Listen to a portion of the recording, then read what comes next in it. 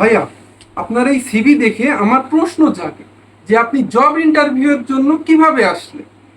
Sir, সাহস আমার ভিতর ভরপুর। আমি এই কয়দিনে পুলিশ, টিবি, আর্মি, র্যাব, চোর, ডাকাত সবার সাথে মারামারি করেছি।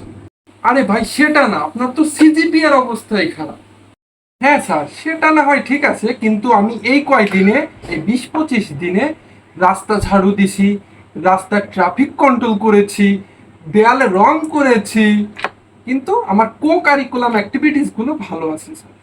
আরে ভাই, সে সবই তো বুঝলাম, কিন্তু আপনার তো কোনো একাডেমিক স্কিলসই নাই। আমার তো মনে হয় না আপনি PDF, power point, world wide এগুলো নিয়ে কাজ করতে পারবেন। কি বলেন স্যার, রিসার্চ করতে পারি না? এই কয়েকদিনে বঙ্গবন্ধুরে রিসার্চ করে এক্সপোজ করে দিলাম, আর আপনি বলেন রিসার্চ করতে পারি না? আহা, আমার তো মনে হয় আপনার কমিউনিকেশন স্কিলও খারাপ। আমি কি বলতেছি আর আপনি কি বুঝতেছেন? স্যার, আমরা মোর্স কোড বুঝে যাই, হাতের ইশারা, পায়ের থাপথাপানি। আর আপনি কি বলেন স্যার?